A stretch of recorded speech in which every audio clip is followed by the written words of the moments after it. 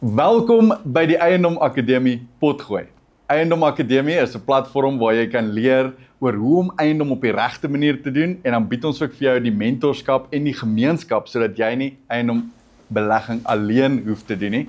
En nou het ons ook 'n potgooi en op vandag se episode het ek vir Louis Reinhardt genooi om saam te gesels op die potgooi.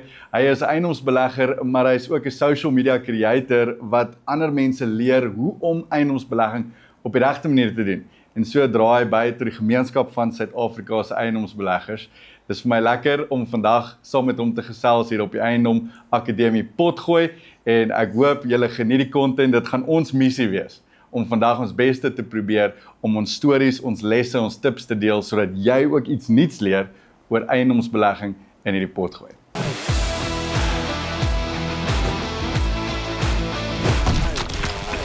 Louis, welkom hier. Dis lekker om hier op die potgooi te hê. Lekker man. Ja, is lekker om 'n bietjie Afrikaans te praat vir 'n slag. Ek lag vir potgooi. Dit is die eerste keer wat ek dit hoor, maar ja, dankie man. Ek dink is 'n direkte vertaling. Ek weet nie of interessant, ja. Ja, ek is so gewoond om om Engels te praat. Kyk, ek is Afrikaans, maar ek praat altyd Engels en soos 'n gebroke Engels, soos lekker om actually vir 'n slag 'n bietjie Afrikaans te praat. Ek het gewonder oor dit want jy bly in Bloemfontein, maar al jou content is in Engels. Ja. En dit het ek nogal gewonder soos Ja, dit gaan maar eintlik net oor 'n bietjie verder reach en jy weet obviously nou sal iemand wat Engels is wat nie Afrikaans verstaan nie, nou kan hy nie noodwendig relate nie. So ek het maar net van die begin af gedink. Ek dink daar's obviously meer mense wat Engels verstaan as Afrikaans. So jou reach is maar net groter. Dis 'n hele idee of my redenasie agter dit, ja. Okay, ja, maak sin. Louis, gee vir ons 'n bietjie 'n background op jou portefeulje en wat se tipe eiendombelegging jy spesialiseer. Hoe lyk jou eiendomsportefeulje? Waar is jou properties? Wat se tipe eiendomme is dit? Hoeveel is daar van dit? Wat se tipe strategie pas jy toe as dit kom by eiendomsbelegging? As jy net so 'n bietjie kan uitbrei oor dit. Ja, so ek dink soos meerderheid mense wat begin het ek maar begin met 'n gewone single let property. Jy weet ek het obviously soveel as moontlik consume en mense het nou maar begin met 'n single let. Ek het 2 sulke plekke gekoop te besef ek okay, wow nee. Hierdie gaan verseker nie vir my geld maak nie en dis nou maar hoe ek in multilets ingekom het. Ek het 'n kombinasie van multilets in die sin van studente en dan jong werkende mense. So dit is obviously alles op die stadium is in Bloemfontein. Ek koop maar net in Bloemfontein. Ek sê altyd, jy weet, fokus op die areas wat jy ken en dis nou maar wat ek doen. Ek verstaan die area. Verstaan is vir my om nou sê maar Pretoria toe te kom is challenging want ek ken nie die area nie. So ek fokus op die plekke waar ek ken.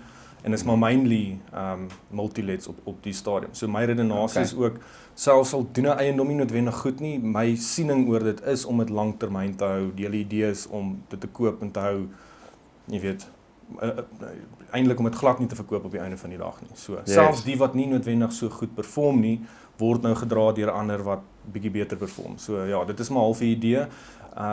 En ek sê ook altyd vir mense, dit gaan nie noodwendig, jy weet, mense is maklik om te sê, jy weet, ek het 20, 30, 40, 50 eiendomme, maar dit gaan eintlik meer vir my oor hoeveel geld dit genereer op die einde van die dag, meer as wat om te sê, okay, ek het 'n portfolio van 100 eiendomme. So, ja, ek het nie noodwendig die grootste portfolio nie, maar ek sal sê ek genereer ten minste goeie inkomste van dit ook. Ja, en dan is dit nou maar 'n kombinasie van, ek weet jy like glad nie sectional titles nie. Ek het dit al gesien, maar ek is nogals 'n groot fan van dit, teenoor freehold properties. So, ek dink dis eintlik nogals interessant. Ek oorweeg letterlik om my freehold properties te verkoop teenoor sectional title properties. Maar ja, so dis half die plek waar ek nou is, ja. Okay, wel kom ons jump sommer in dit in, want ek like nogal dat jy gesê het, ek weet dis wat jy sê, maar ek stem weer alweer so, ek like dit, dan kan ons daaroor chat. So, ja, ek het nou op hierdie stadium sit ek op 15 full title properties en die rede hoekom ek daarvan hou om hulle te koop is want jy besit die grond tot in die aarde. Wel ek weet nie of doen jy nie. Ek weet nie hoe ver besit jy die grond af onder tot by die kern van die aarde nie. Maar ja, die idee is jy het beheer want jy kan doen wat jy wil met daai eiendom. Daar's niemand wat vir jou reëls gee nie. Waar as jy 'n sectional title koop, is daar gewoonlik 'n body corporate of iemand wat sê hoorie, jy mag nie so verf nie of jy mag hier deurbreek nie of jy mag hier 'n venster insit of 'n deur insit nie. So ek hou daarvan om te kan expand en te kan change en ek het die volle reg om dit te doen. Want ek kan sê ek gaan 'n gat hier deur die muur sit, ek gaan nog 'n kamer aanbou en ek gaan nog 'n tenant hier insit of ek wil hom hierdie kleur verf of daai kleur, of ek kan dubbelverdieping gaan. Ja. So dis hoekom ek van full title hou, want dit gee vir jou beheer oor jou property en daar's nie reëls wat jou inperk nie. Ja, nee, verseker. Maar wat jy sê is die counter daarvoor vir sectional title. Kyk, my redenasie is, ek is iemand wat open-minded is in die sin van, wat werk vir my, gaan nie noodwendig werk vir die ou langs my nie. En ek dink is baie belangrik, ek dink mense wat goed doen in eiendom kan maklik voel, hoor hierso, dit wat ek gedoen het werk, maar dit is nie noodwendig reachable vir ander nie. So my redenasie agter dit is, jy weet, ek stem 100% saam met wat jy gesê het met die eiendom, en is waar. Mens kan nie wegvat van dit af nie, en dis hoekom ek ook freehold properties besit, maar, jy weet, ek gaan nie regtig om oor dit nie. Op die einde van die dag, die ergste wat kan gebeur is die body corporate kan die levies opstoot. Dis dit.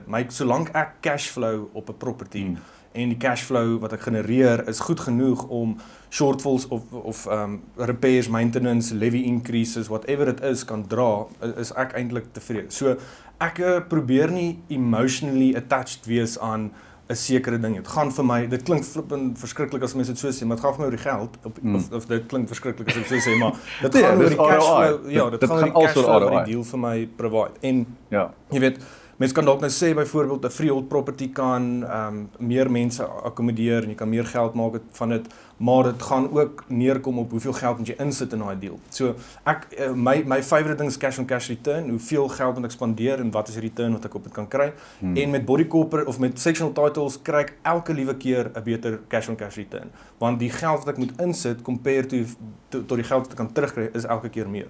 So, byvoorbeeld, sê nou maar soos 'n tipiese studentehuis, is 'n baie aggressiewe manier om cashflow te genereer. En ek sê vir jou, dit maak my naar, want dit is baie harde werk. En jy moet klomp kapitaal kan gaan spandeer om daai projek aan die gang te kry. So, ons kan dit nou doen, jy weet jy kan aangaan met dit, jy weet waarvoor om te soek, jy weet wat se areas om te invest, maar kom ons dink aan iemand wat nou net begin. Dit is nie noodwendig, jy kan finansiering kry vir 2 miljoen rand huis, meerderheid mense sal kan, maar om die kapitaal te gaan kry, om dit te kan omskep, gaan 'n ander storie wees. Maar, ja, weer eens, ek dink dit kom daarop neer, dit beteken nie omdat ek hou van sectional titles, jy moet sectional titles koop. Ek dink wel wat belangrik is, en dis wat ek like van, sê maar die goed wat jy sê is, jy moet bewus wees van daai issues, en bewus wees van die risiko's wat saam met dit kom, want dis soos enige investment, daar is risiko betrokke. So as jy nie, jy weet, prepared is om daai risiko te mitigate nie, dan gaan jy jouself bietjie brand. So dis maar eintlik waarop dit neerkom. Ja, en ek dink een van daai risiko's is, baie youngsters wil in eiendom inkom, en dan sal hulle my sê net maar message en sê, Albert, ek het hierdie flat gesien wat ek kan koop, ek wil inkoop nou. Dan dink ek by myself, okay, soos wat jy sê, dit gaan oor cashflow, en vir my gaan dit baie oor return on investment. Nou sê jy, ek koop hierdie sectional title, maar ek kan R7,000 'n maand hieruit om uitkry, want dit is 'n flat, 'n single let, maar ek betaal 1,5 miljoen vir hom. Maar as jy net so bietjie ander kant die area, ons het net nou gepraat hier oor die moot, so Hatfield sit net daar, en daar kan jy vir 1,5 miljoen rand 'n flat koop, dan kry jy so R7,000 'n maand. Waar aan hierdie kant van die berg waar ons nou is, kan jy vir 1,5 miljoen rand 'n hele huis koop. En dan moet jy 'n paar changes maak, en jy moet 'n bietjie kapitaal insit, maar jy kan hom vir 1 miljoen koop, en dan nog 500 insit, dan is jy ook op 1,5. En dan kan jy R30,000 'n maand uit hom uitkry, as jy hom run as 'n multi-let. En dan voel ek net altyd soos die ouetjies kom in, nou is hy in 'n 25 jaar bond, of in 'n 30 jaar bond, maar sy property cashflow dalk R1,000 of R500 of dalk 'n negative cashflow. En dan sy half stak. Ja, kyk, dis wat gebeur. 30 jaar, en sy affordability is opgebruik. Daai is die groot probleem, en hy kan nie nou nog eiendom koop vir die volgende 30 jaar nie, want kyk, dis die realiteit, en dis letterlik ek begin het, ek het 'n flat gekoop, en dit was 'n single let, en het my geld gekos, en ek besef, oor hierdie gaan nie vir my werk nie. Ek dink wel, die probleem is nie noodwendig die tipe investment nie, of nie die tipe eiendom nie, dis meer die strategie. Want ek wil realisties, as jy 'n huis koop in die moot, en jy sit 'n single huurder in dit gaan best 'n break-even deal wees. So dit gaan meer oor die mentaliteit van, om dit in 'n multi-let te verander, en die potensiaal te sien van die eiendom, meer as die tipe eiendom self. Jy weet, ek help mense wat nou onlangs 'n plek in Hatfield gekoop het vir R900,000, en hy genereer R23,000 inkomste. Maar, en is dit 'n sectional title? 'n sectional title plek. So maak jy 'n sectional title dan ook 'n multi-let? Ja, dis die hele idee. So, kyk, en dit kom daarop neer, nie elke plek werk nie, dit gaan oor die layout, dit gaan oor die area, dit gaan oor hoeveel badkamers daar is, dit gaan oor die vloeroppervlakte, verstaan? So, dit is nou maar waar experience inkom. jy weet ek het 'n 2 slaapkamer, 1 badkamer, 2 garageplek gekoop, 60 vierkante meter. Dis jou tipiese Jaco Grobler sê altyd jou vanilla type investment. Yes. En dis letterlik wat dit is. Dit is wat mense sien as goeie eiendomsbelegging. Maar dit kan net sowel 'n huis ook gewees het. Jy weet as ek nou dink aan Bloemfontein, jou northern suburbs, betaal jy R2 miljoen vir 'n 4 slaapkamer huis of wat ook al en jy gaan lelik geld verloor as jy iemand daarin sit as 'n huurder. Maar om die mentaliteit te hê om dit te verander, dis waar die skill inkom sou ek sê. Jy moet bietjie kreatief wees. Ja, ek sê altyd soos imagine gou jy was 100 jaar terug, wat het jy betaal vir eiendom? Ja, dit maak my net kwaad. en jy kan ek dink as jy dink aan ons in my familie was daar nou geen eiendomsbeleggers nie. Ek's eerste een in my familie, maar die mense wat daai tyd geleef het, hulle kon op 'n gewone salaris kon hy 'n eiendom koop. Hy kan een huurder daarin sit en hy sal cashflow positief geld in sy sak sit. Ja. Ek dink in vandag se ekonomie is dit nie meer moontlik nie. Jy moet bietjie creative wees. Ja, jy moet so 'n ander tipe strategie uitwerk. Jy moet buite die boks dink. Ja. Jy moet structures verstaan en jy moet verstaan die strategie en return on investment dat jy seker maak jy het 'n investment en nie 'n liability nie. Ja.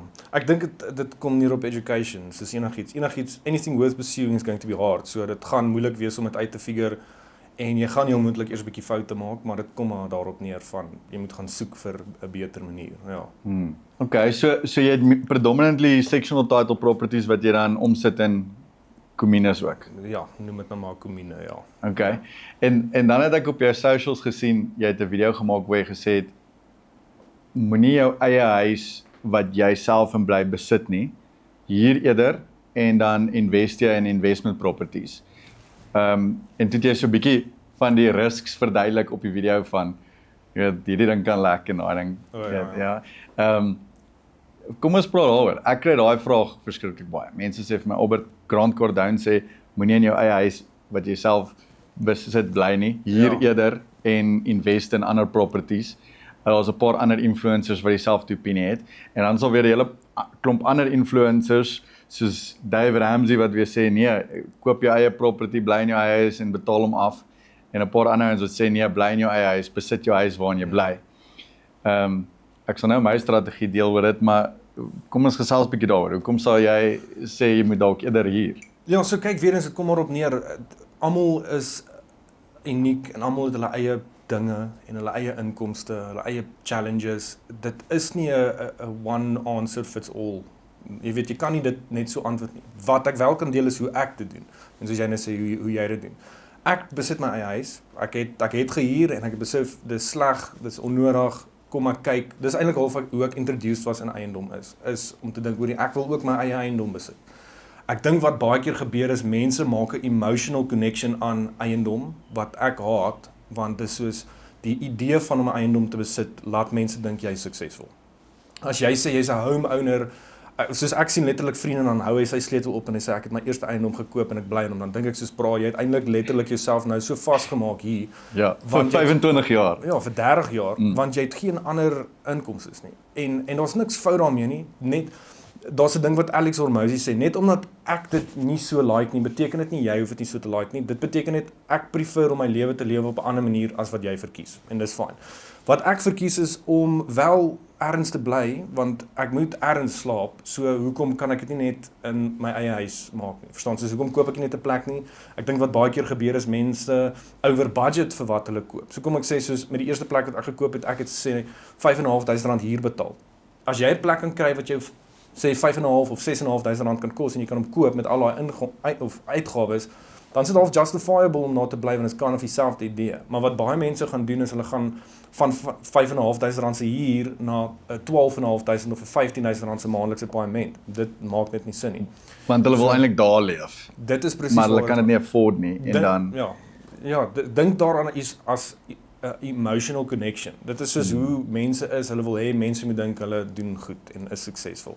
En om te kan wys jy bekostig hierdie huis of ry hierdie kar of wat ook al dit is, mense konnekteer sukses met materialistiese goed wat stupid is. En maar weer eens dan kom ek terug. Ek sê in daai video ook, jy weet, ek besit my huis, ek het 'n primary residence en dis die slegste investment wat ek al in my lewe gemaak het want dit kos my duisende rande elke maand. maar die verskil is my cashflow positive property portfolio dek die uitgawes van daai eiendom.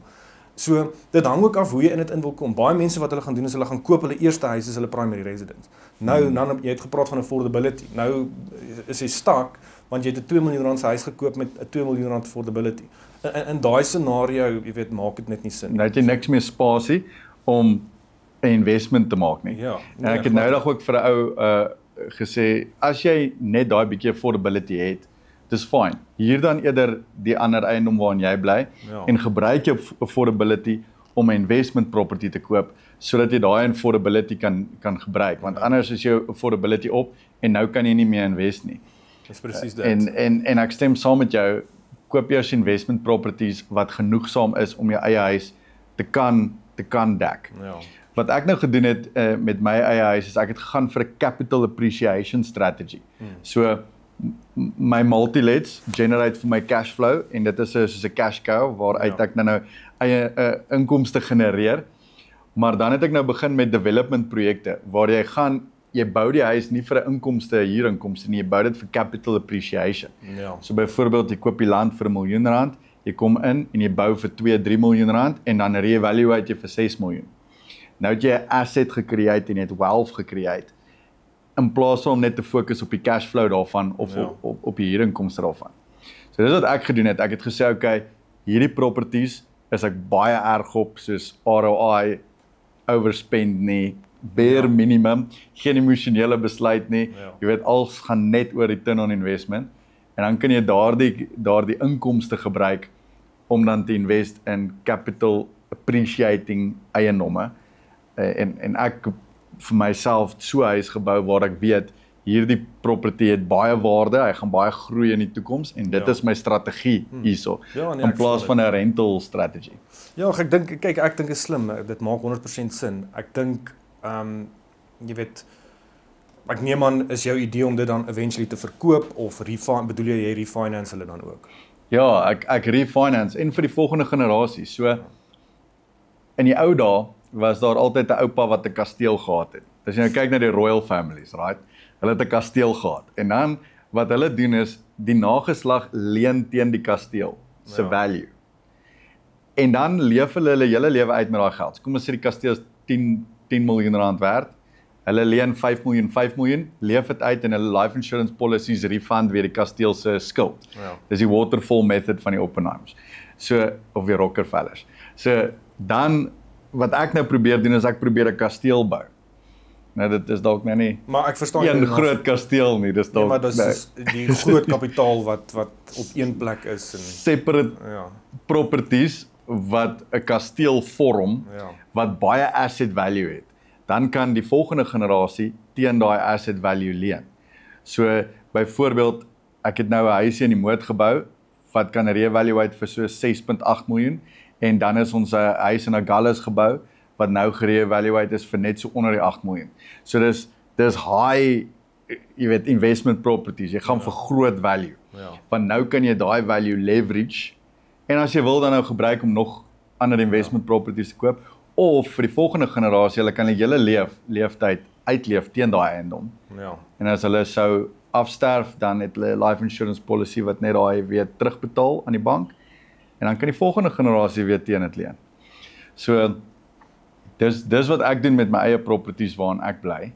En ek dink as jy daarna kyk, dan kan dit 'n goeie investment wees van dit 'n ander strategie. As jy sou bly in jou eie huis. Ja, kyk, is obviously 'n highly leveraged strategy eintlik maar net. En ek dink dis ook nou weer half 'n ander gesprek, jy weet, hoe voel jy oor cash teenoor leverage? Obviously kan ek nou aflei, maar baie mense is absoluut teen leverage, jy weet, in die sin van, soos ek verstaan 100% wat jy verduidelik, dink is 'n moeilike topik om oor te gee aan mense, om te dink, maar hoe betaal jy dit terug? Hoe kry jy toegang na daai geld? En al daai moeilike dinge wat, jy weet, jy al lank al uitgefigure het en wat tyd vat om uit te figure. Maar mense is prone, jy weet, om te dink, cash is king, koop 'n plek kontant en dit is joune. Dit kom neer op daai full ownership. Realisties of jy 'n plek kontant koop of nie, hou op jou rates en taxes betaal, dink jy dit gaan jou plek bly? Verstaan, realisties, ons besit niks nie, ons word goed geleen hier op aarde, dis my mentaliteit. So, hoe voel jy oor cash? Soos, as iemand vir jou vra, jy weet Albert, moet ek kontant koop, moet ek 'n lening kry, Ek dink leverage is die 8ste wonder van die wêreld. Ja. So ek hou van om property te leverage. Daar's wel vir my 'n limit. Ja. So jy moet genoeg cash ook on hand hê. Ja. Daar's baie eiendomsbeleggers wat op social media sê ek het 60 eiendomme of ek het 70 eiendomme, maar dan skuld hulle soos 95% van daardie portefeulje. Ja. Wat beteken hulle besit eintlik net 5% van die value. Ja. So ek het 'n reël dat my leverage moet nooit oor 50% gaan nie. Huidiglik staan ek op 38%. So as jy my hele portefeulje vat, is daar leverage, Ja. maar net 38% van dit.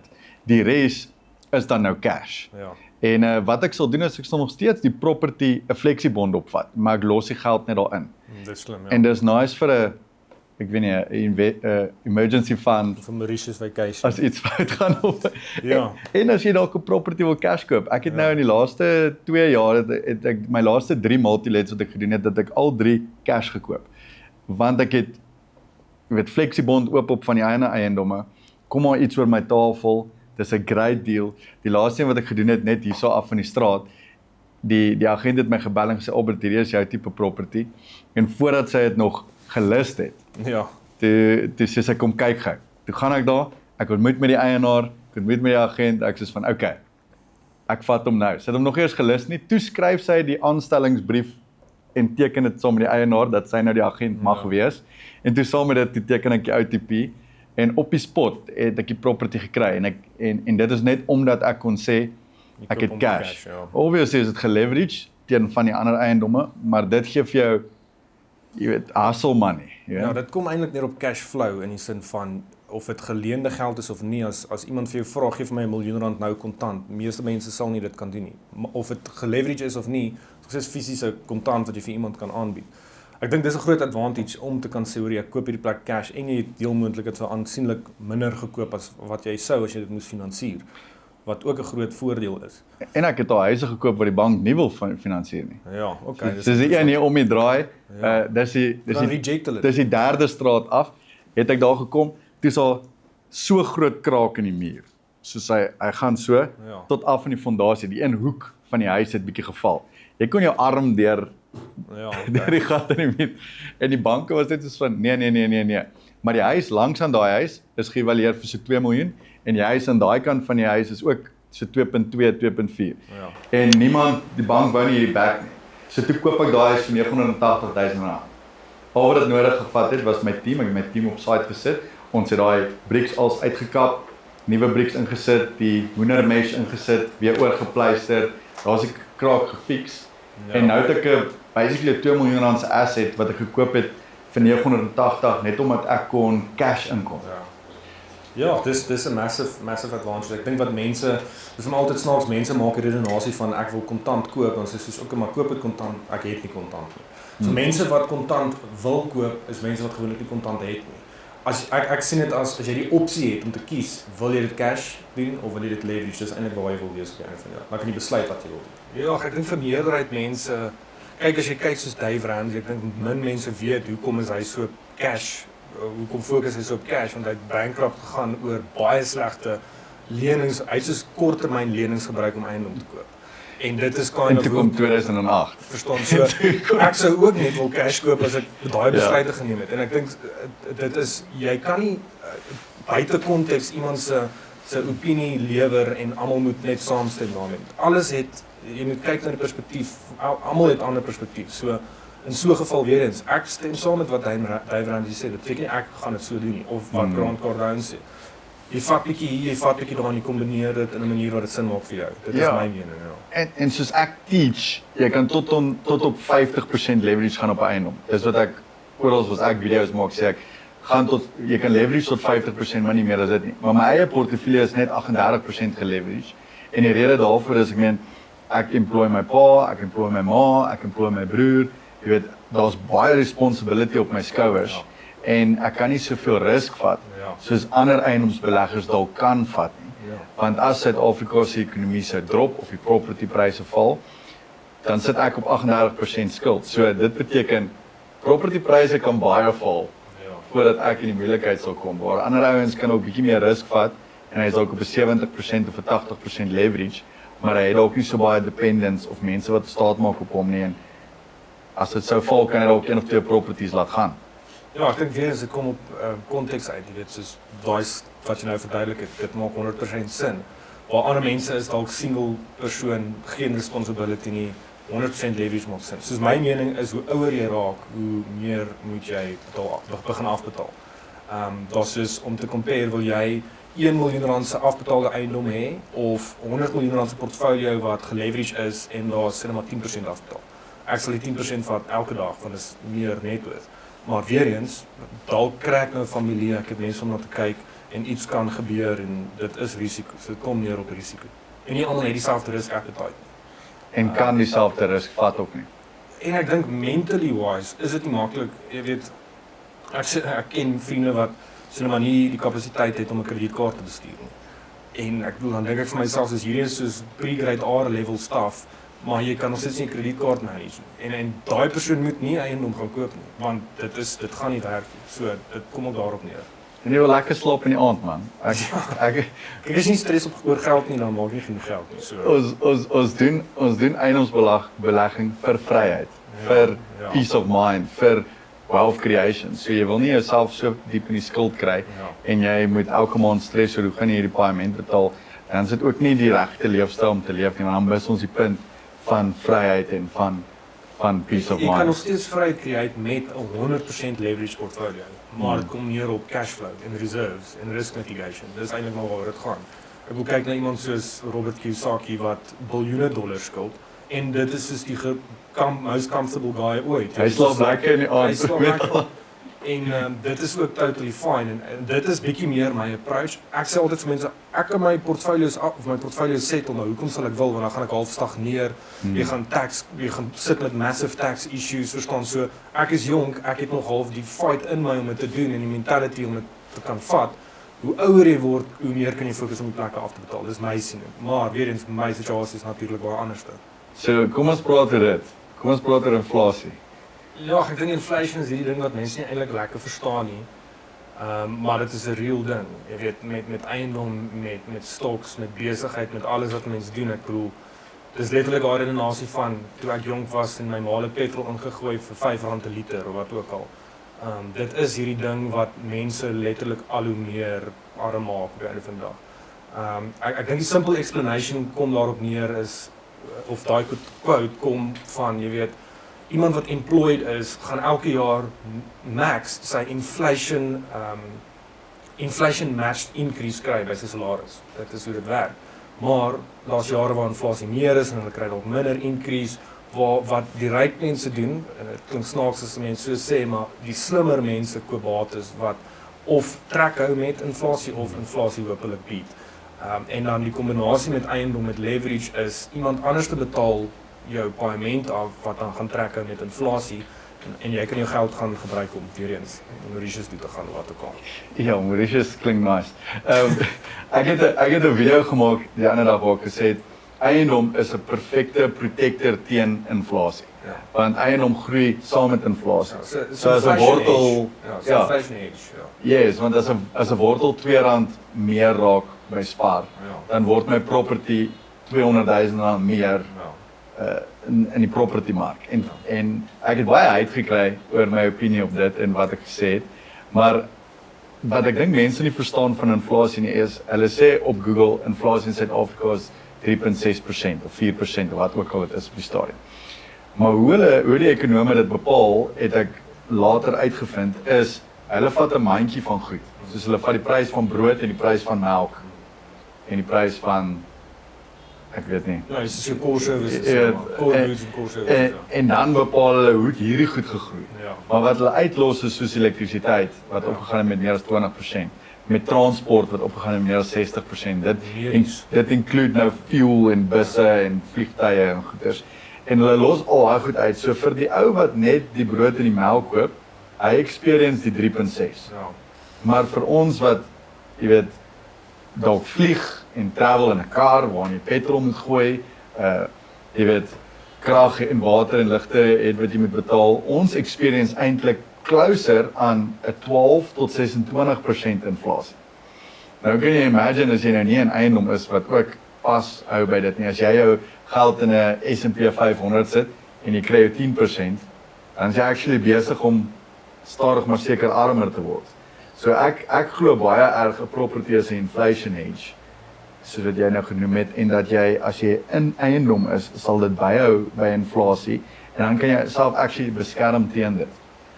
Maar ja, ek het baie vlek gekry oor daai opinie. Ja, Ek weet nie hoe jy daaroor voel om eiendom te gebruik as 'n inflasie beskermingstegniek. Ja, ek stem saam met dit. Ek dink weer eens skuld kan nog 'n groot invloed hê op dit ook, want jy spandeer vandag se geld om iets te koop wat kom ek sê so, iets wat Robert Kiyosaki byvoorbeeld doen is, hy koop eiendom, hy leverage dit cashflow, nadat refinance aan hy geld en hy gaan koop goud. Want goud beat inflasie oor 'n lang termyn. Dan praat hy van hy sal eerder sy skuld hê in 'n ding wat actually opgaan in waarde in plaas van skuld hê in iets wat afgaan in waarde, wat currency is. En ek dink as jy dieselfde prinsip kan toepas, kan jy regtig baie meer geld maak en inflasie is dan eintlik jou vriend op die einde van die dag.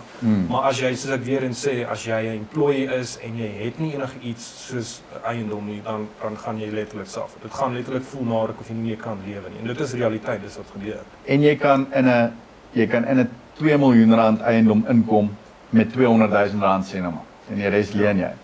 Maar jou groei is op die 2 miljoen. Ja. Nie op die 200 nie. Ja, verseker, jy kan met wat kos dit om 'n 2 miljoen rand plek te transfer en te register? 60, 70 000, bietjie meer. Sê 80 000 rand. Ja, dis wat jy eintlik 80. kort. Ja. So dit is bekombaar vir meeste Suid-Afrikaners en ek dink dis ook 'n groot advantage hoekom eiendom so appealing is vir baie mense is jy kan 'n average ou wees met 'n average inkomste, average intelligence en jy kan goed doen in eiendom. Dit is nie rocket science nie. Property is baie forgiving. So jy kan stupid stuff doen en jy kan nog steeds Baie foute maak. Ja, jy kan foute maak en jy kan eintlik nog redelik goed afkom van dit af. So ja. Ja, ek dink as jy dit ek vergelyk dit altyd met 'n investment fonds. As ek sê nou maar 200 000 rand cash het. Ja. En ek moet daai besluit wat gaan ek doen met daai 200 000 rand cash. Ek kan dit in 'n investment fonds sit en ek kan 10% kry op die 200 000. Ja. As jy lucky is en is 'n decent fonds kan jy kom ons sê stabiel 10% kry. Ek kan die 200 000 rand vat en dit in 'n eiendom insit as 'n deposito of 'n renovation amount as jy 100% lening kan kry. Dan kry ek my 5 of 6% wat die property mark groei op 'n 2 miljoen rand se bate. So ek het 200 ingesit en ek kry my return net op die 200 as ek invest in een of ander fonds. Maar as ek invest in property, sit ek 200 in maar ek kry return op 2 miljoen. Ja. En ek dink dit is 'n agste wonder van die wêreld. Ja. Want jy kan 200 insit maar jy kan 'n return kry op 2 miljoen. Ja. Se investment. En yes, obviously jy betaal 'n fooi om daai geld te leen.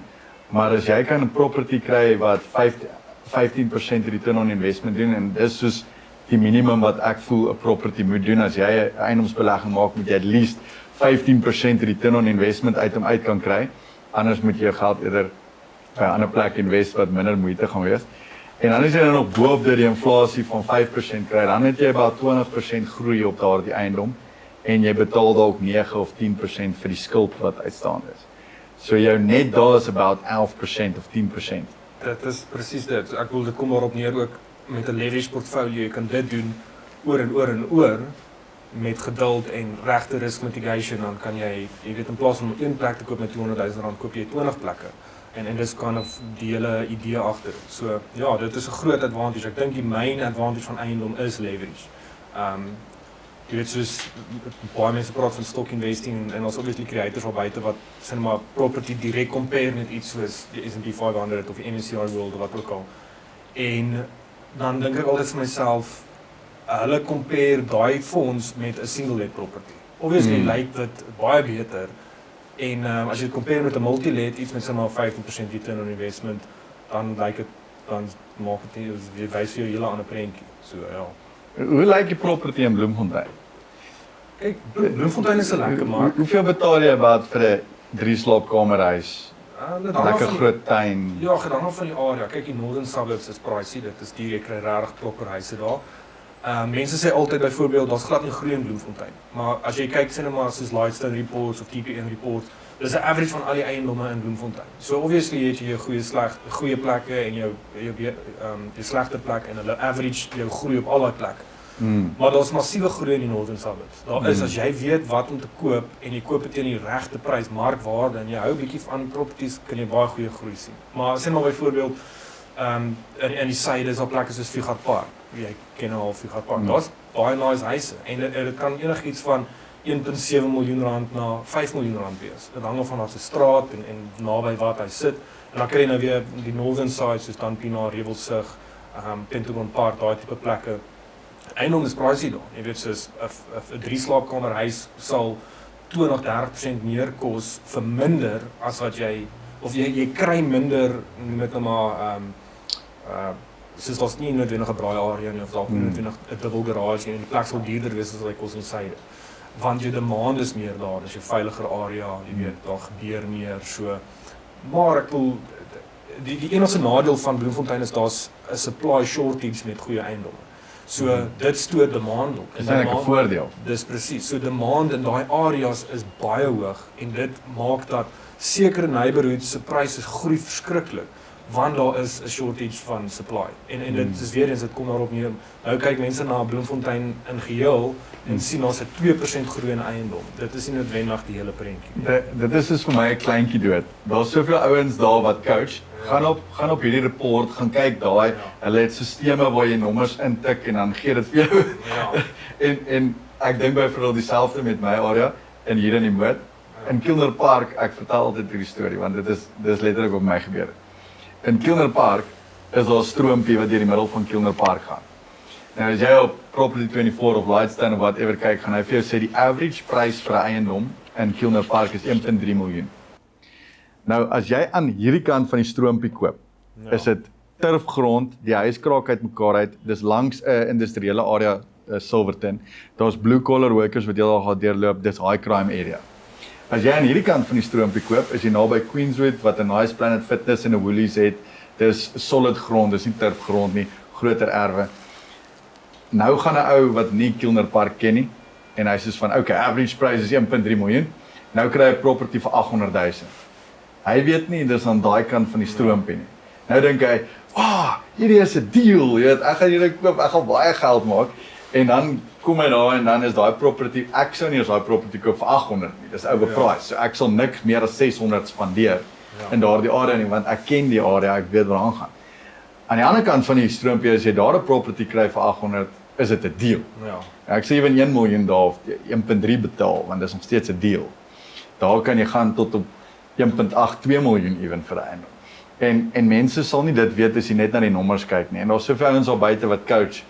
Hier's 'n stelsel, hier's nommers, hier's grafieke en dis hoe jy jou dingetjie uitwerk, maar jy moet die area ken. Ja, so wat is die ratio in terme van jou area tussen koop en verhuur? Want as ek nou hier in die Moed kyk, ek kan byvoorbeeld koop vir net so oor 'n 1 miljoen, so 1.1, 1.2, dan kan ek dit in 'n multi-let verander met nog so 400,000, so kom ons sê sit op 1.5. Dan het ek about 8 tot 9 kamers wat vir my 3 'n maand kan gee. Ek kan hier in hierdie area so 3,500 vra tot 4,200 vir 'n kamer om uit te verhuur. As ek 'n 2-slaapkamer woonstel het, dan is dit enigiets tussen 5 en 7,000 in my area. So dit beteken ek kan inkom vir 1.5 en ek kan so R30,000 uithaal. Hoe lyk daai ratios in Bloemfontein? Is dit hoër, is dit laer, is dit similar? Kyk, weer eens daai som moet jy maak om te kyk hoeveel moet jy spandeer. Of dis hoe ek dit sien. Jy weet, jy kan nou kyk na net yield. Kom ons sê jy kry 30 in, jy kry cash flow, ek weet nie, R5,000 'n maand na al jou uitgawes, na al jou skuld, kom ons sê is 'n 100% leverage portfolio. En jy vat jy 5,000 maal 12 gedeel deur jou aankoopprys van 1.5 miljoen rand. Dit net yield, dis great, dit help en goeders, maar vir my gaan dit oor cash on cash return, jy weet. Kom ons sê jy kry R5,000 'n maand maal 12 gedeel deur die hoeveelheid geld wat jy moet fisies neersit. Dis wat vir my saak. So jy sit net jou 400 onder die lyn. 400 op jou investment geld. Noem dit acquisition cost. So hoeveel moet jy betaal om dit te acquire? Transfer, registration cost, as al deposito's was, as al renovation cost was, holding cost, wat ook al dit is. Dit is fisiese cash want dit gaan oor comparables. maak dit meer sin om my R400,000 hier in te stoot en ek kry 'n 15% return on investment of ek investe daar. Dis al vir julle idee. In Bloemfontein kyk, dit hang af wat dit is. Met multilets sou ek nie noodwendig sê as jy nou kyk na 'n huis soos dit wat jy van gepraat het, dink ek dit sal soortgelyk wees, dalk bietjie minder. So dalk 2800 'n kamer byvoorbeeld. Ja, en vir soos 'n 2-slaapkamer flat, soos nee, kyk dit hang af, jy weet, praat jy nou van soos 'n granny flat. ja. Nee, die huurmark in die noorde vir granny flats, 1 slaapkamers, 2 slaapkamers is massive. Soos jy kan sê nou maar byvoorbeeld 'n 1 slaapkamer in die noorde kry vir R7,000. Okay. Verstaan jy? So, maar dit hang af hoe die plek lyk, waar presies hy sit, waar in die suide kan jy baie goedkoper regkom. Die ding is ook, nie almal wil sê maar R7,000 betaal en 'n erfdeel met 10 ander ouens nie. Verstaan jy? As jy multilets doen en dis deel van die game, jy veroorsaak eintlik jou huur om af te gaan as gevolg van die hoeveelheid voete wat jy op 'n erf het. Dit is maar net realiteit. En jy kry minder huur by meer mense. Dis quality over quantity of andersom. So dis eintlik half die geval. Maar ek ken 'n paar investors wat noorde plekke vat en convert en sê maar 3 of 4 plekke en dan is dit groot plekke en hulle kry baie goeie inkomste. Maar dis nie heeltemal wat ek presies doen nie. So ek ken nie die game so goed daar nie, maar ek weet dit is, ek sal sê dis soortgelyk, dalk bietjie minder. Want ek like altyd om mense uit te call daarop, want hulle sal altyd sê, Albert, ja, maar jy bly in Pretoria en dit is hoekom jy daai tipe returns kan kry, maar ek bly in Bloemfontein of ek bly in jy weet Nelspruit of ek bly in iets wat werk Welkom. reg rondom Suid-Afrika. Ek dink daar is limitations. En dit hang af weer eens, hoeveel geld spandeer jy om dit, of kom ons sê jy praat van R3,500 hier inkomste by 'n plek. Hoe moet daai plek lyk om 3,5 te kan kry? En hoeveel moes jy spandeer het om 'n 3,5 in te kry daar? So vir my gaan dit is cold hard numbers, cash on cash return. Dit is wat ek op fokus. Al die ander fancy goeders maak nie vir my saakie. So dit is maar hoe ek kyk daarna. En jy het nou so 'n bietjie deur die moed gery op pad hiernatoe. Ja. Wat sê jy sê, wat is die similar area in Bloemfontein as jy nou moet kyk na die moed en soos van okay, dis hoe dit lyk, hoe lyk, wat is 'n similar area in Bloem? Ek weet nie, ek sal nie kan sê Voel dit vir jou soos dis vir my moeilik om uit te maak wat gaan nie aan, want hier lyk dit so en dan net om die draai lyk dit so. So dit is moeilik, maar ek sou sê dit is maar half 'n Figart Park omgewing, soos ek sê is baie Afrikaanse mense. Dit lyk verseker 'n bietjie meer neighborhood-ish as wat sê maar Joburg se plekke lyk. Ja. So ja. Okay, so as mense in Figart Park is, dan kan hulle sê okay, daar's nou jy kan dit excuse, doen, jy kan dit doen in Figart Park. kan dieselfde Ja, strategie toepas. En ek ken klomp mense wat dit doen. Ek dink nie noodwendig. Kyk, as jy praat van R30,000 inkomste, dis top line. Dit beteken weer eens niks vir my nie. Hoeveel cash flow jy na al jou uitgawes as jy dit 100% leverage. Jy weet, kom ons sê is 'n R2 miljoen plek en jou rates and taxes is R2,000. Dit beteken min of meer klaar R21,000 is weg. Dan het jy ander uitgawes wat saam met dit bykom. Jy weet, kom ons sê daai plek genereer vir jou R6,000 maandeliks. Ja, wel ek maak seker al my properties doen at least R10,000. Ja, So party doen 12 en ander doen 11 of so, Ek dink maar nie minder as 10. Ja, ek dink nie dit is noodwendig moontlik in Bloemfontein om so hoë cashflow te kry net van gewone multilets nie. Maar weer eens dan kom dit daarop neer, R10,000 'n maand. Kom ons sê is fully tenanted die hele jaar, maar 12 is R120,000 gedeel deur die hoeveelheid geld wat jy moet insit. Dit is daai return on investment is wat vir my saak maak. Ja. Ja. Ja, nee, so okkupasie is jou buffer of jou bottleneck. So jy moet seker maak okkupasie is goed. Maar dis deel van die game. En ja, dis deel van as jy in daai strategie wil ingaan, moet jy seker maak jy kry daai ding reg. En dit is maar net weer eens deel van die game. Jou somme moet gebaseer wees op daai vacancy sodat jy cashflow nog steeds nadat jy account vir 2 maande solid leeg staan met jou holding costs en al daai goeders. So dit is soos met daai tenant wat jy nou of die 94 wat jy van gepraat het. Ek sien dit is baie goed, jy weet. Dit gaan gebeur. Jy moet net account vir dit op die einde van die dag. Ek het aan die begin studente gedoen. Dit ek soos heeltemal my strategie verander. Ja. So nou het ek als soos young professionals in al die huise. So dis is 'n ou, hy werk dalk by Postnet of hy's 'n manager by Spur of wat ook al en hy kry sy salaris en hy soek net 'n plek om te bly. Hy's nie getroud nie, hy het nie kinders nie. En hulle is nogal nice. Hulle is party nie so hard soos die studente nie. En hulle bly heel jaar en hulle is 'n bietjie meer verantwoordelik. Die kombuis lyk so 'n bietjie skoner en Ja, kyk, ek dink dit daar's een ou in Bloemfontein en hy doen verskriklik goed met die studente. Ek dink laas wat ons gepraat het was dit oor die 200 beddens wat hy gehad het. En hy sê die ergste ding wat hy al gesien het is studente wat 'n oop vuur gehad het in hulle sitkamer. Verstaan? So Dis 'n braai in die sitkamer. Dink dit gou vir jouself hoe dit moes lyk en ryk. Ja. So dit is nie veral nie, daar is risiko betrokke, maar ek is willing om te bet dit is die highest return wat jy kan kry in eiendom, verseker. En As jy dit sou leverage. en ook vir die hoeveelheid ure wat jy moet insit, want dink nou gou as jy ek maak seker ek cashflow positief R10,000 'n maand op enige van my eiendom en dis nadat ek my bond betaal het na al my uitgawes. Nou as jy moet gaan werk vir 'n R10,000 salaris, gaan dit jou 40 ure 'n week besig hou Ja, vir 4 weke 'n maand. As jy daai tyd gaan uitwerk wat jy gaan insit om 10,000 uit te kry, dis baie ure wat jy dedicate om dit te doen. So as ek tenant my bel en sê hy het 'n oop vuur in die sitkamer of daar's iemand wat met mekaar fight en moet gaan uitsorteer of daar's 'n geyser wat lek en jy moet dit gaan vervang. Dis 2 ure wat jy moet spandeer in 3 maande. Ja. Vir dieselfde hoeveelheid inkomste. Jy weet ek kry so baie jy het net gepraat van hate op social media van mense wat sê, "Albert, nee, maar dis so baie werk en dis so baie risiko in die toiletinsblok en die geysers bars, jy weet." Dan dink ek by myself, as jy vir R10,000 'n maand gaan werk, gaan jy 40 ure besig wees 'n week. Ja. By meeste van my eiendomme was ek nog nie eens gewees in die laaste 2 jaar nie. En dit is soos Ja, dis realiteit. Dit is as ek met 2 ure insit, doen ek dit met 'n smile. Ja, nee, ek stem saam. Kyk, dit is so semi-passive soos wat jy kan kry as eiendom. Dit is maar net wat dit is. Dit is hoekom dit nog altyd en dit gaan altyd, jy weet, 'n cornerstone wees van wealth creation, want dit is die maklikste manier om jou tyd terug te koop. Jy weet, daar's 'n paar bates wat jy in kan belê en dit is eiendom. Ek bedoel, dit is nie baie harde werk nie. Ek dink aan myself. Ek kan doen wat ek wil wanneer ek wil, saam met wie ek wil, omrede my portfolio so gestructure is om my toe te laat om dit te doen. Waarmee as jy 'n business owner is of 'n entrepreneur of wat ook al, jy werk jou tyd, jy werk vir iemand, daar's ander goed waarmee jy sukkel. Waar eiendom gee jy daai, jy het nou gepraat van vryheid, maar ek sien dit meer as opsies. Jy weet, om opsies te hê is wat maak dat jy goeie geleenthede raak sien en verder kan groei. So dit is baie waar, jy weet. En ek dink sien nou maar die studente ook. Mense dalk 'n wanpersepsie van studente. Jy weet, soos die studente wat in my plekke bly is vrek ordentlik. Is mense wat goed jy weet, hulle het 'n goeie opbrengs gehad en of soos hulle dis decent mense, jy weet, hulle is nie noodwendig mense wat oop vure maak in die sitkamer nie. Jy kry sulke goed, Ja. maar dit is en weer eens as mense hoor studenteakkommodasie dink hulle dis crazy, hoekom sal jy dit doen? Maar ek het inteendeel, ek het meer moeilikheid met my multi-let werkende mense. Soos ek target cinema in Bloemfontein rondom Mediclinics, groot hospitaal.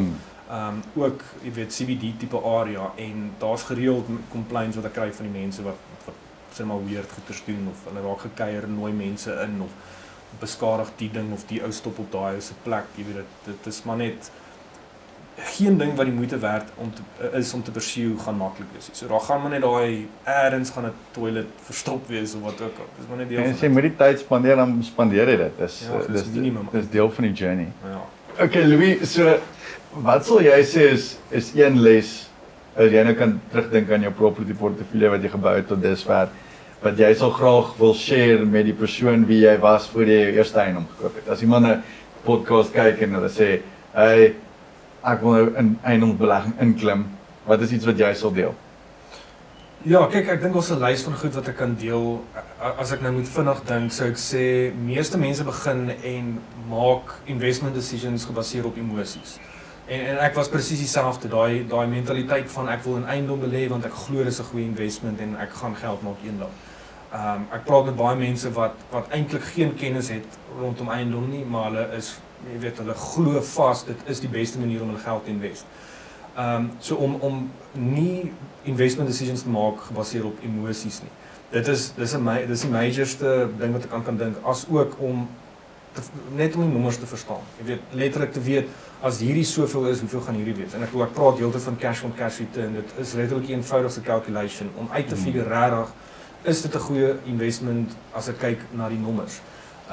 Dis iets wat ek eintlik ook maar misgekyk het toe ek begin. So ja. Ek dink dit kom alles neer op education. En dit klink altyd so cliché as mense sê education en invest in yourself en al daai tipe van goed, maar jy hoef nie vir jare en jare op te swat oor eiendom nie. Jy moet net begin en probeer jouself educate en eers leer. Ek bedoel video's soos hierdie nie almal gaan saamstem met presies wat ons sê nie, maar vat bietjie hier, vat bietjie daar, pas dit toe en probeer ten minste jouself educate. Ja. Ja, ek like dit. Education 100%. Wat ek sou byvoeg as ek vir my jy weet, as ek vir iemand kan raad gee wat net moet begin is, ek sou sê wees baie hands-on en doen dit jouself met die eerste een. Ja. Moenie daai stap skiep nie. Baie youngsters is van okay, ek gaan nou my eerste eiendom invest, dan kry hulle 'n investor, hulle kry 'n kontrakteur, hulle connect al die parties en dan doen hulle dit.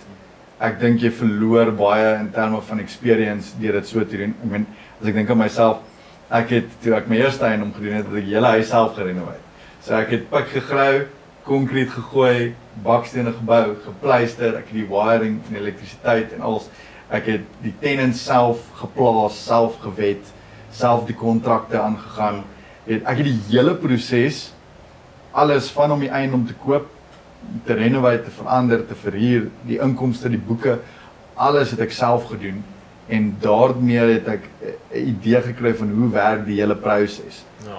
En dis iets wat ek sou voorstel saam met as ek dit kan byvoeg op jou education punt. Kry die education maar kry die experience. Ja, daai experience kan niemand van jou wegvat nie. Dit is eintlik ek sê altyd soos om te weet hoe lank 'n sekere ding moet vat voor dit klaar is vital. Want sê nou maar jy het 'n werker en jy sien hierdie ou vat lank en hierdie ou wil net nie klaar maak nie. Gaan staan langs hom en doen dit saam met hom en besef gou die fisiese arbeid of die werk wat ingesit moet word. Jy gaan vinnig of kan besluit en sien hoe hierdie ou doen actually dit reg of wat ook al. So daai experience is verseker baie belangrik. Of hy doen dit vinnig of hy doen dit te stadig. Of hy doen dit sleg en ja. Vinnig en sleg of stadig en goed. En ek het my eerste 3 properties soos dit gedoen. Ja. By die 4de en die 5de property het ek begin 'n span kry. Ja. So ek kan nou nog op site stap en dan sê ek, hoekom is daai meer nog nie klaar? Nee, hy vat 'n week om te doen en sê ek, Dan sê ek, hou my baadjie. Ja. Dan gaan ek so ek like dit om nou nog so nou en dan 'n side dag te boek. Dan gaan ek en dan gaan bou ek op site in my PT broek en my tank top en dis vir my lekker en jy kry daai experience en jy kan ook sien hoe die span en hoe die team en ek dink dit is nogal baie voordelig om ook jou eie konstruksiespan te hê. Ja. Dan kry jy daai experience en jy verstaan hoe dit werk. Ja, en dit gaan jou baie serve in die toekoms. Ja, verseker, ek dink in dieselfde asem wil mens ook sê jy moet tog begin eers. Ek wil soos jy wat nou sê jy trek jou skoene aan en jy begin en jy doen dit. Jy weet soos wat sê jy byvoorbeeld sê as die myn ding wat mense stop of keer om te invest in eiendom. Jy weet as iemand sê nou maar jy vra en leer maar jy vat nooit aksie nie. Jy weet hoekom dink jy soos wat dink jy keer mense om letterlik net te begin? Ek dink eerstens vooropgestelde idees van wat eiendom is. Ja. Ek dink dis 'n groot ding wat mense stop. Hulle is bang om die risiko te vat of die tree te neem want hulle het 'n persepsie van wat eiendom is wat nie noodwendig realiteit is nie. En die tweede ding sal ek sê lack of education soos wat jy genoem het, want hulle weet nie wat is die volgende stap nie. Ek kry baie mense wat my WhatsApp en sê Albert, ek wil in eiendom belê, maar dan het hy 'n verkeerde persepsie van wat dit gaan wees. Hy dink hy gaan hierdie eiendom koop en hy gaan môre 'n miljonair wees. Ja. Of hy dink hy gaan die eiendom koop en hy kan hom net so uitverhuur. Ja. Want hy het nog nooit bietjie gerenoveer in 'n eiendom nie, so hy verstaan nie wat hy koop nie. En dan die tweede ding is hy weet nie wat die volgende stap nie. Hy is inactive want hy weet nie wat die volgende om te doen nie. Hy sien daai prentjie en ek dink dis 'n groot ding wat baie mense doen as hulle sien Grant Cardone of Robert Kiyosaki of hulle sien jou content of my content en hulle dink as ek vandag 'n eiendomsbelegger gaan wees, is dit wat ek gaan doen. En dan sê ek altyd soos van, maar dit is nie waar ek begin het. Ja. Moenie kyk na my portefeulje nou nie. Maar byvoorbeeld nou het ons in Agulhas in die Kaap het ek en my broer 'n 3 verdieping strandhuis wat ons daar gerenoveer het en gebou het en dit lyk beautiful en is met 'n see uitsig en dan jy weet dan kry ek comments. Dis wat mense soek eintlik, maar en dan is hulle soos van ek wil 'n eiendomsbelegger hê want ek wil volgende jaar daai tipe property hê. En dan is ek soos van ek het my eerste eiendom gekoop in 2012. ja.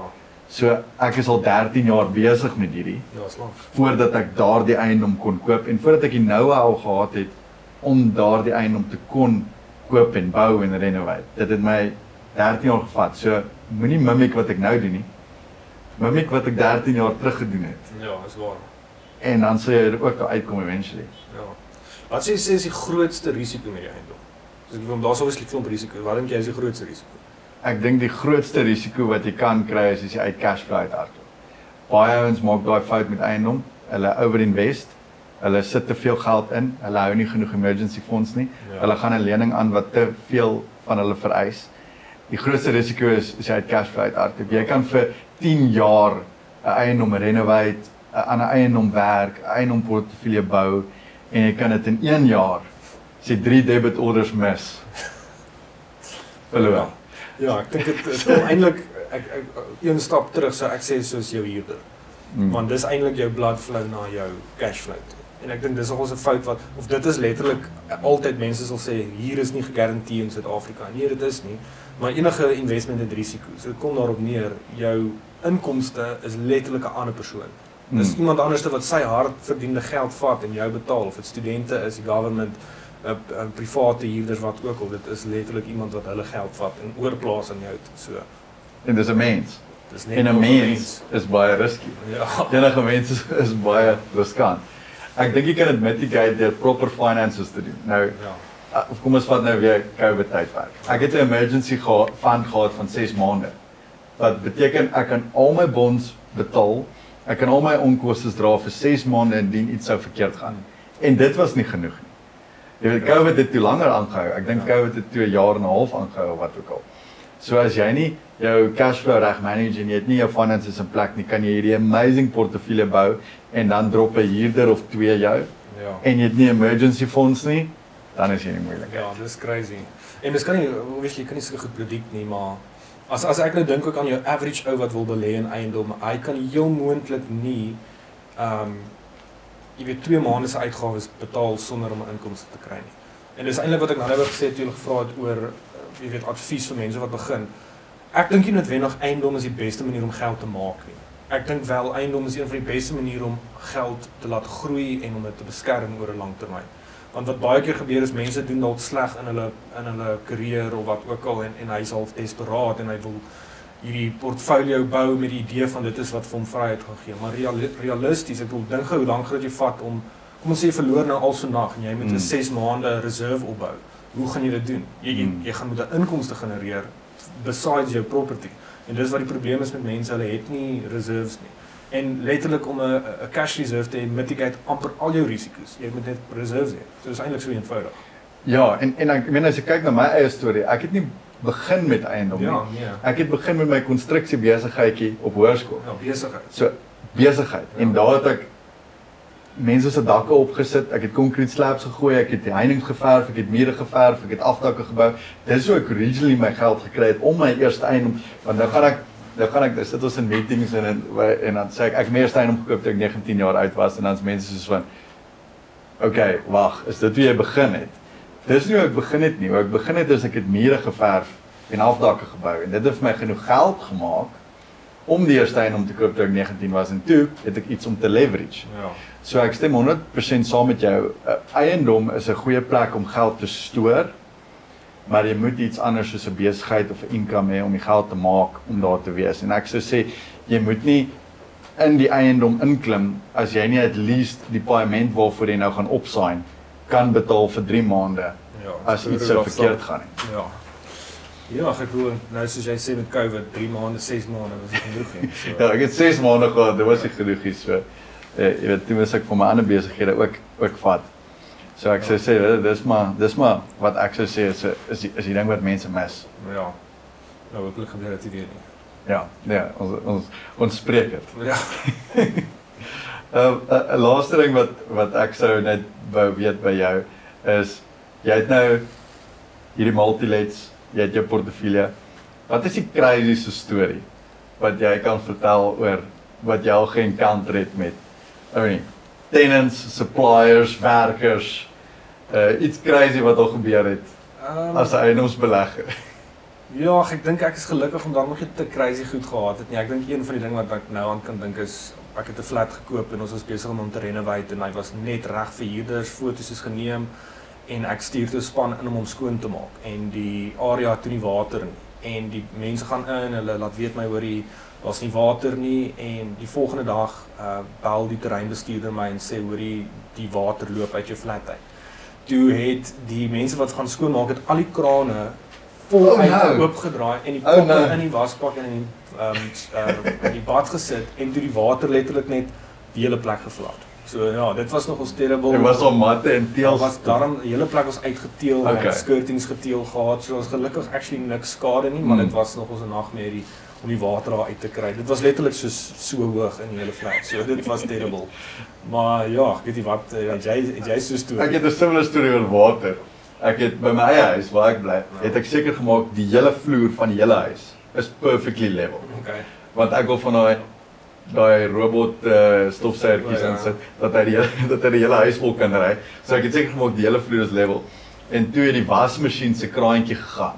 Jy kry mos hierdie kraantjies wat net so hy's of wat stopkraantjie ja. Pewter tipe, hy's nie staal of hy's so 'n ander tipe Dis plastic of wat. ja, whatever. En hy het dit gebreek en toe begin die water uitloop en toe ek by die huis uitkom toe loop al water by my garage uit. Want my hele vloer is level, so die hele huis het soos gelyk water opgetel. Jy weet en water loop in my vloer dat dis 'n squishy situasie. Nee, so ek het by een van my huise, dis die eerste multiled wat ek gehad het ons vir 'n ouetjie in die flat agter gesê ons sit sy deur opgesit en so en hy het gesê soek 'n safety gate. Dis ons okay, ons kan vir jou 'n safety gate opsit en ons sit vir hom 'n safety gate op want hy's bang vir skelms en so.